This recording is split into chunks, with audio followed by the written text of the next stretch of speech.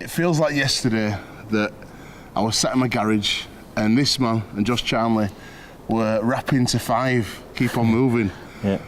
Time's flown, you've won Super Leagues, you've been Man of Steel and you've been banned for drugs. It's been a whirlwind career, but you're still in your prime. Is it good to be back, ready to start a season?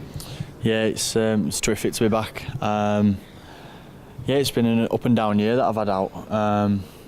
Went through a patch of not bothered about the sport, then it was I'm interested to see who's doing well, and then towards the back end of the season, you know, I think it was last four or 5 weeks I was really tuned into the games, and you know, I had a good idea that we're going to probably win, and then I was thinking, right, is it good that we can win and I go into a team that's just won, or is it better that for me that if Wigan's lost, do I go into a losing grand final team? And all these thoughts were like, right, whoa. But I was just dead keen to get back training. You know, I weren't allowed to do any sort of, well, I wasn't allowed to do any sports at all. So just to be around the boys in the changing rooms, throwing a rugby ball about, because there weren't many times that I did that last year. You said ups and downs. Can you describe some of those ups and downs? Yeah, just like managed to go on holiday with my family in Egypt, which you don't normally get in the year, yeah. Which is not normally done. Weddings, christenings, are allowed to attend them. If me and my girlfriend's booked days off work and went and did whatever we wanted to do, that was quite nice. I've never been able to do that. On the flip side, I've got, you know, I'm waking up at 6:30, going to Lincoln to clean a warehouse floor and a big industrial cleaner, to get back at 2 o'clock, 3 o'clock at work, and then finish at 5:30. It's a bit, it's not what I'm really made for, and it's a bit of an eye opener. And every year since, well, I've been born, I've probably had up and down days and weeks, and yeah, certainly it was a bit of a test, me not playing rugby, but I tried to enjoy it as well as I could, with missing a lot of things, you know. My mates training day in, day out, I'm missing all that, and just playing rugby league, which I've always wanted to do. What did you learn about yourself after you're banned for drugs? And I think drugs affects a lot of people in life. It's touched me through clubbing and stuff like that, and I've seen the worst of it.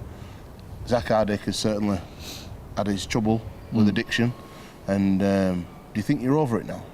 Yeah, 100%. I can't never say I'm never going to do anything wrong again, because it's what you go through at the Sporting Chance clinic that I went to is it's not a cure. There's not a cure out there for it.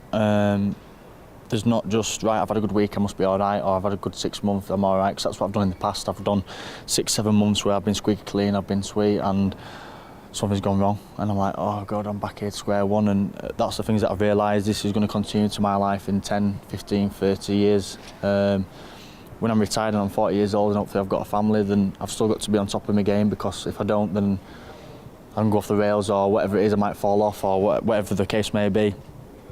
So it's being aware of how I am, and that's what I learnt a lot about myself in the 26 days that I was away. And you know, my family know who I am now, my girlfriend, and my mates that I've talked to as well, because they're an influence in some things as well. But you know, all the right people that need to know. And yeah, we just all work together, and yeah, it's not been bad, and I feel like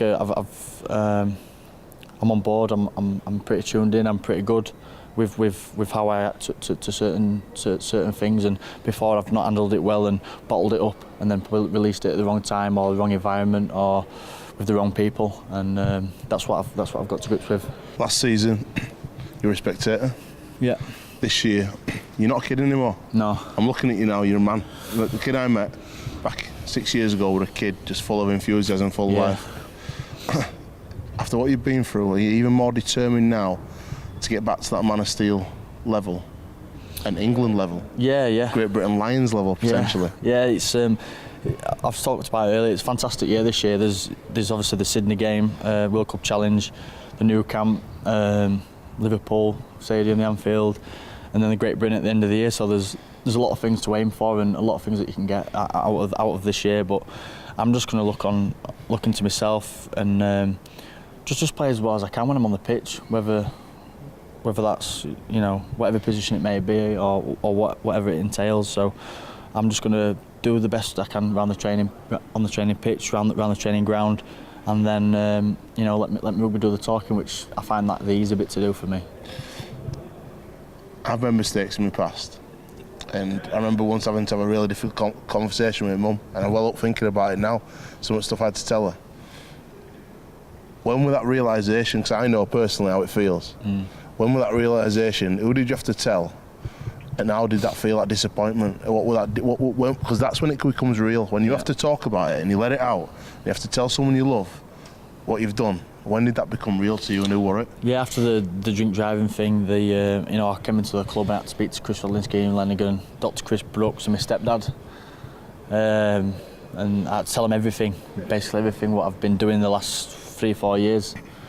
And I didn't leave no stone unturned. I told him absolutely everything.